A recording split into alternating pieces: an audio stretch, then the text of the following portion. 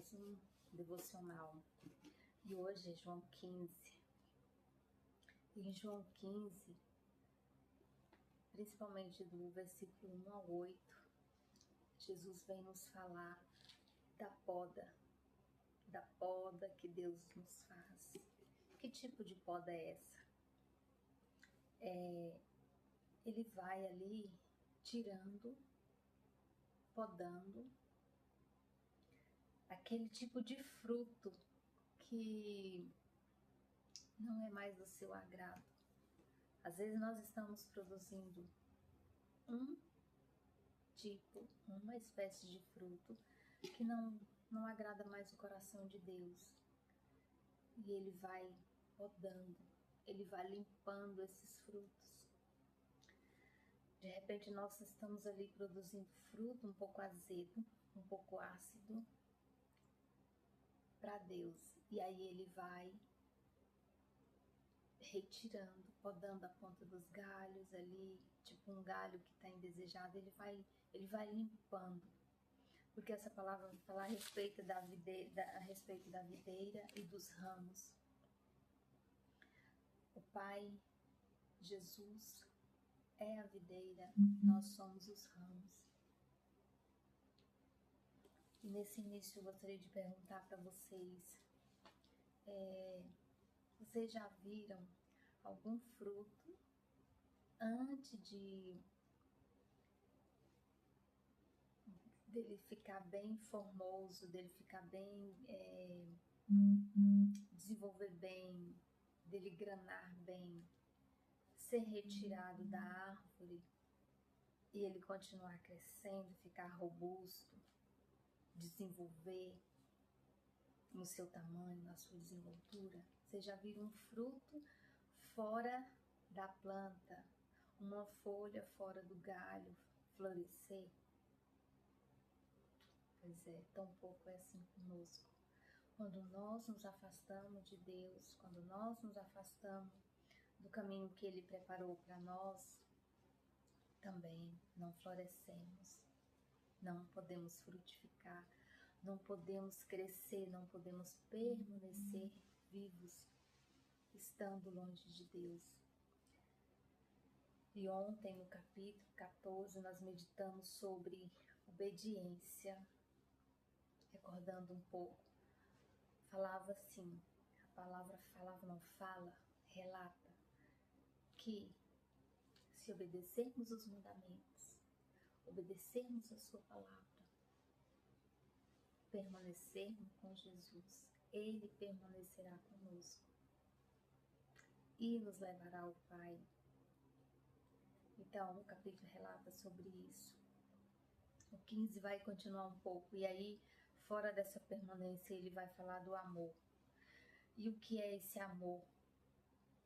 A medida, o que mede, a métrica que vai medir, a balança que vai pesar o amor que eu sinto por Deus. É do tamanho da obediência, do peso, tem o mesmo peso que a obediência que eu tenho para com Ele, com a sua palavra. Se eu estou na palavra, se eu estou estudando a palavra de Deus, se eu estou praticando o que eu estou aprendendo, consequentemente vai crescendo a minha obediência e o meu amor por Deus e o meu amor por Jesus. Mas nós somos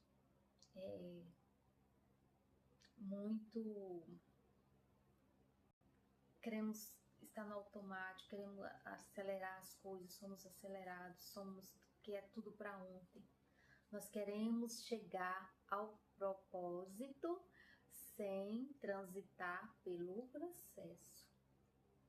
E eu te pergunto, você acha que isso é possível? Como se constrói uma casa? A partir da limpeza do terreno ou pelo telhado? E às vezes nós somos muito imediatistas, queremos tudo para ontem. Isso é tudo. Às vezes até na nossa própria saúde, nós estamos com enfermidade, estamos com um problema de inflamação no corpo ou coisa do tipo, e queremos assim, num piscar de olhos. E não é assim. Quanto tempo, quantos anos você foi possível que você foi fazendo pequenos empilhamentos de toxina, de alimento errado no seu corpo para desencadear uma enfermidade. Quanto tempo? E aí, para você se livrar disso, para você recuperar a sua saúde, você acha que é assim? Não é. Nada é no automático. Nada. Nada. Não tem como você chegar ao propósito sem viver o processo. Não tem como. Nós seres humanos, somos gestados no ventre da mãe por 9 meses. Tem uns mais apressadinho que nasce ali com 7 meses. Mas o processo natural é um percurso de 9 meses. E tem que ser assim.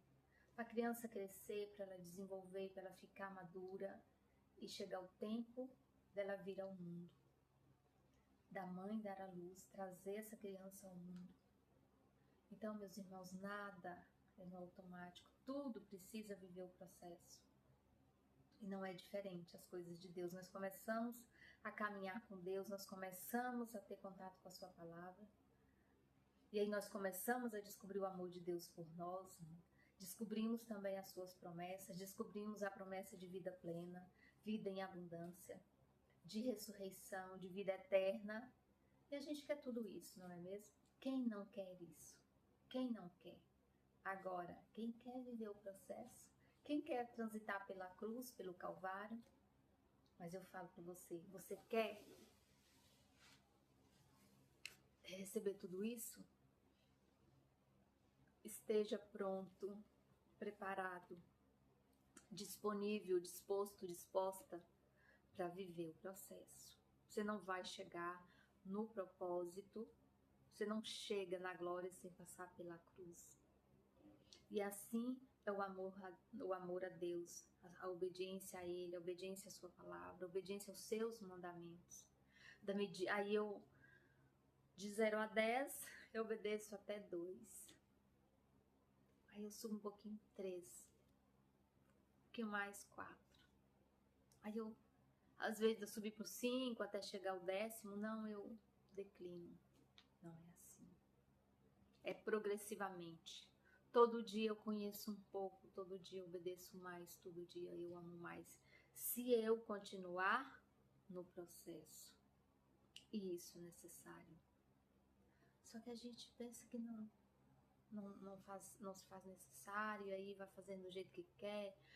Hoje eu faço uma oração, hoje eu tiro um tempo, medito a palavra, fico na presença de Deus, aí falho 3, 4 dias. O almoço de ontem servirá para o jantar de hoje? A nossa espiritualidade também é assim. Todo momento nós precisamos estar na presença de Deus. Nós precisamos tirar um momento para estar com Ele, mas nós podemos ficar o tempo todo pensando. Cada ação que você fizer, pense em Deus. E até porque se você tiver com um pensamento ligado a Deus, você vai acertar tudo que você vai fazer. Porque quanto mais ouvirmos o Senhor, quanto mais perto dele estivermos, mais acertaremos e seremos bem-sucedidos em todas as nossas ações, em todas. Porque Ele é o nosso norte, Ele é a nossa luz. E aí, para isso, a gente precisa pedir o Espírito Santo. E nesse capítulo de hoje, ele vai dizer que ele vai ao Pai, que ele já está se despedindo aqui, mas ele vai deixar o Consolador. Ele enviará o Paráclito, ele enviará a promessa. Mas, ele diz, aqueles que permanecerem, obedecendo os seus mandamentos, obedecendo a sua palavra, e consequentemente lhe obedecendo. Porque Jesus está presente na palavra. E se eu sei toda a palavra de Deus, de Gênesis e Apocalipse, se eu não a obedecer e não a praticar, como se não soubesse de nada serve ou serve. Então o capítulo vai nos ensinar isso, e ele vai dizer que o Pai vai podar nós.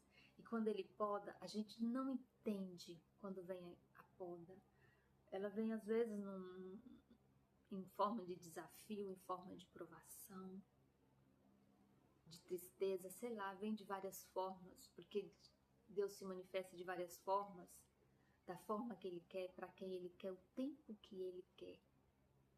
E aí eu estou produzindo um fruto que tem desagradado o coração de Deus, e aí Ele vai e tesoura, vai lá e corta, e eu sinto o impacto, eu vou sentir, enfim. E às vezes eu vou me desesperar, eu vou murmurar, eu vou pisotear, e aí eu vou achincalhar, eu vou botar a culpa no outro, que não tem nada a ver. É uma limpeza que Deus está fazendo em mim.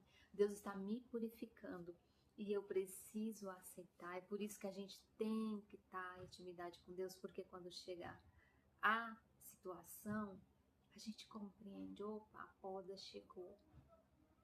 Chegou a hora da cirurgia, é esse momento. Cirurgia, quem já fez, dói ou não dói? Né? Tem todo aquele transtorno de anestesia e tal, e depois os pontos, depois retira pontos e curativo, e é um processo. Tem que seguir o processo, tem que seguir o percurso. E nós devemos ser assim. E aí, para que a gente aceite com amor e temor, quando chegar isso, essa poda, essa limpeza, ele vai falar assim: estão limpos, vocês já estão limpos pela minha palavra. Mas quanto mais você começa a ficar limpo, mais limpo Deus quer, porque Deus é exigente. Quando você for questionar a exigência de Deus, lembre-se, Ele é tão, tão exigente, que para nos salvar a mim e a você, Ele fez o quê? Deu o seu próprio Filho na cruz. Morte de cruz, Jesus passou pelo Calvário, teve morte de cruz, foi humilhado, foi pisoteado, enfim, fizeram barbaridades com o Filho de Deus. Para quê? Por quê? Para quê? Para nos salvar. Por amor. Para quê? Por amor a nós. Por amor a mim e a você. E Ele já sabia que nós existíamos, porque nós todos já existíamos no coração de Deus. Ele sabia de tudo que a gente ia fazer, de tudo que a gente ia aprontar, da nossa rebeldia, do nosso pecado, mas Ele não olha para isso. Ele olha simplesmente para nós, porque Ele nos ama, independente do nosso pecado. Abomina o nosso pecado, mas ama o pecador. E aí você pode pensar assim, mas já que Deus me ama, eu vou continuar pecando. Não, porque a partir do momento que eu tenho a consciência que as minhas atitudes, o meu comportamento está errado, eu tenho que alinhá-lo. Por quê? Porque está nos mandamentos. Se os mandamentos chegam até mim, eu preciso obedecer, porque eu não sou mais inocente. Eu já tenho conhecimento do certo e do errado, então eu tenho que fazer o certo. E se eu tenho conhecimento do certo e falso errado, eu não posso contar com a misericórdia de Deus, porque eu estou sendo desobediente. E quando surge a dúvida a respeito disso, dá uma passadinha ali em Levítico 26. Está muito bem claro. E é isso. Nós queremos tudo, nós queremos as promessas, nós queremos paz, queremos saúde, queremos vida plena, mas não queremos estar com o dono de tudo. E para que a gente acesse isso, tem uma senha.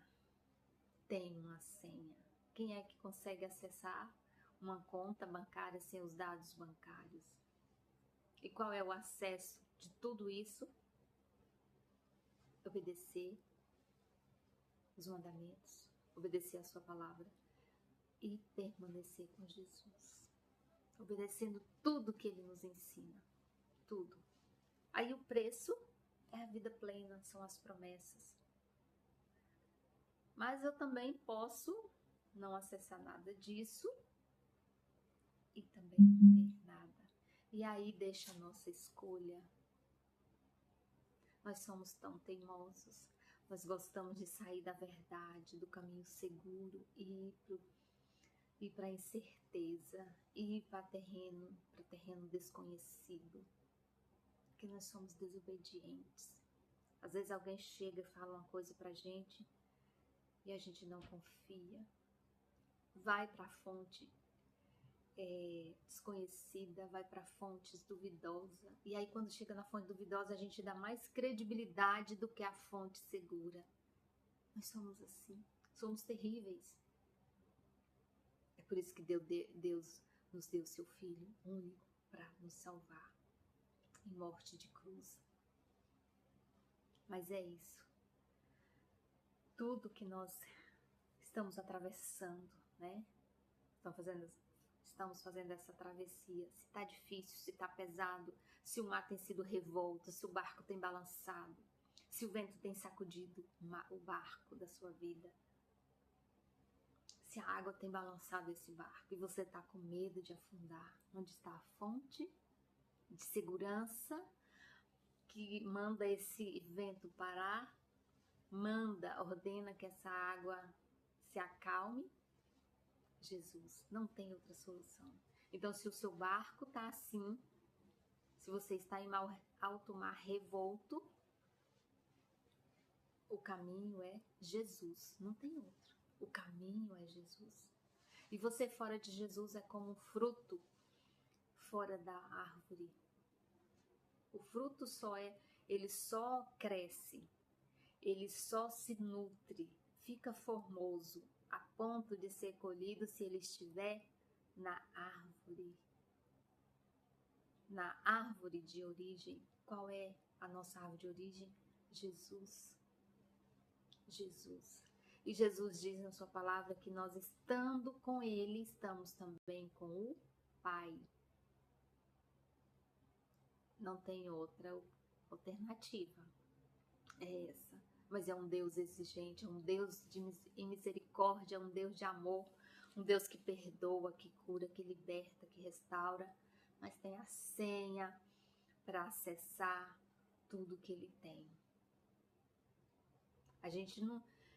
Quem tem muito dinheiro, seu dinheiro fica ali, resguardado, num cofre, onde que o banco guarda o dinheiro, no cofre, bem guardado, para que os assaltantes não usurpem. E assim é Deus, a graça de Deus, ela tem muito valor, então ela fica guardada por senha, mas ele nos dá o número da senha. Os números da senha de acesso são esses. Quais? Mandamentos, palavra, permanência. E aí, por que nos mandamentos? Porque lá vai dizer que eu tenho que amá-lo sobre todas as coisas. O que a palavra vai dizer? Buscar em primeiro lugar o reino de Deus e a sua justiça. Ame o seu próximo como a ti mesmo. Vivam em plena comunhão, vivam em união, perdoem uns aos outros. Está na palavra. Esses são os números da senha para esse acesso que nós precisamos.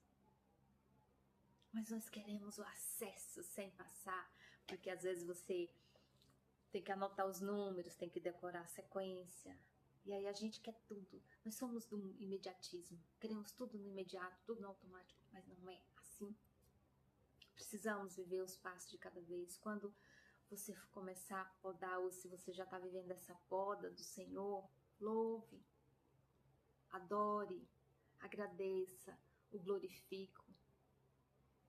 A palavra vai dizer em Gálatas 4, em tudo dai graça, apresentai a Deus as suas orações mediante as súplicas e oração de graça, e o Deus da paz, que excede toda inteligência, haverá de guardar-vos em Cristo Jesus. E aí? Vamos pegar essa senha e vamos fazer o acesso a essas graças, ou vamos ficar na miséria? Ou vamos ficar no nosso sofrimento?